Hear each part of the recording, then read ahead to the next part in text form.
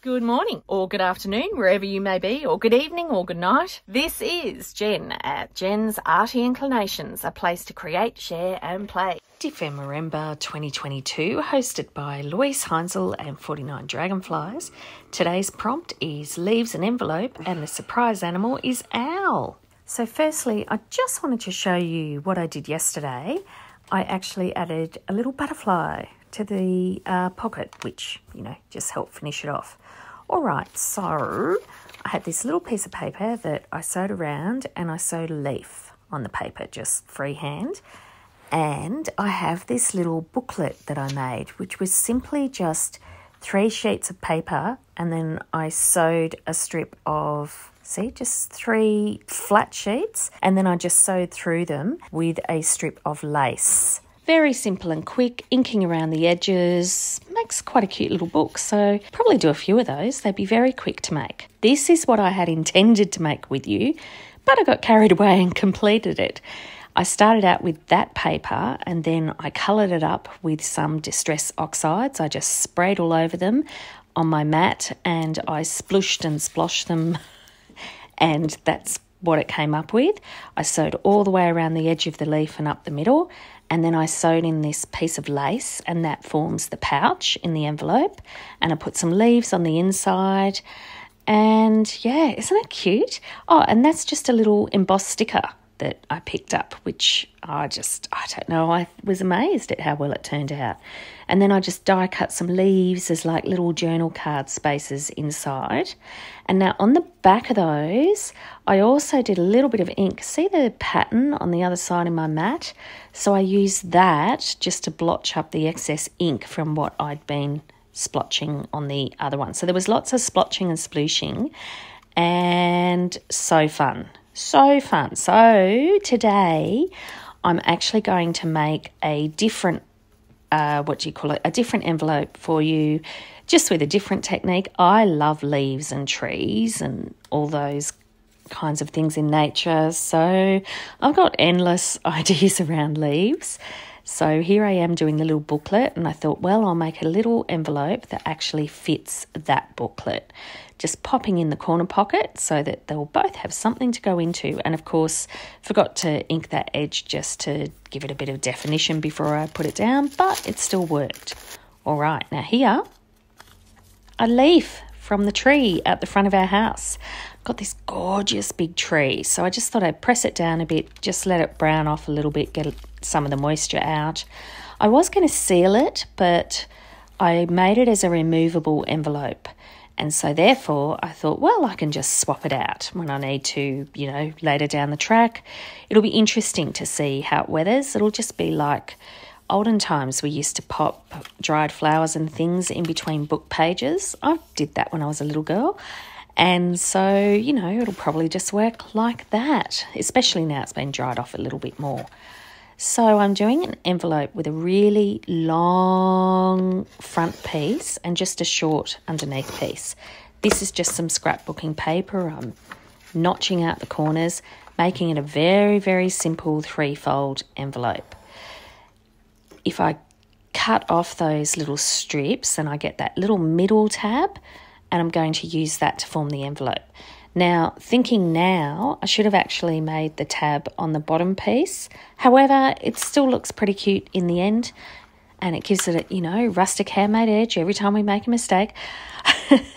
Scored down because that tab was so fine, but used my ruler to help me fold it up with the bone folder. That's a great trick. It's an old bookmaker's trick, actually, for folding up your edges when you're covering your covers.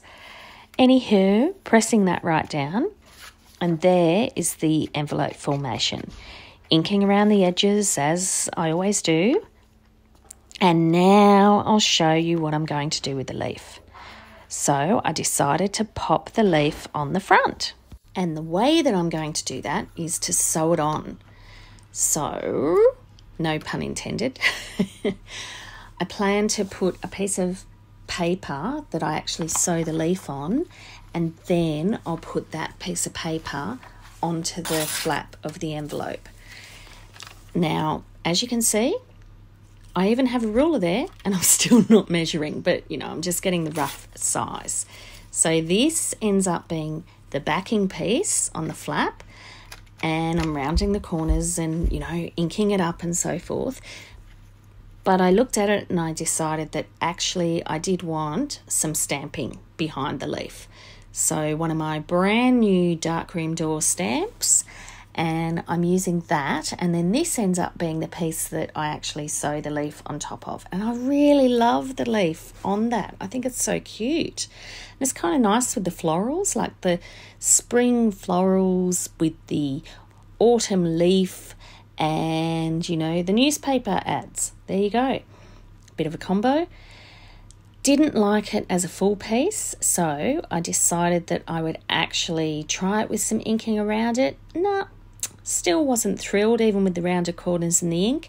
Tore a little bit of the edge off, and then I was really happy.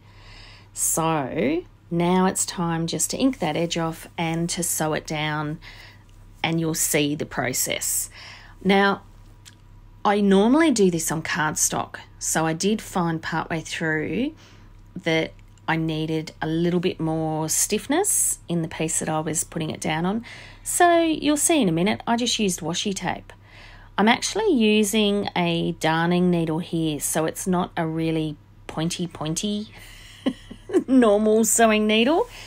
It's got a slightly different tip, but yeah, normally I would just use a regular needle, so there was no, so if you're noticing that that's slightly different, no, it's not necessary. As long as it had a point on the end to poke through the paper, it's fine.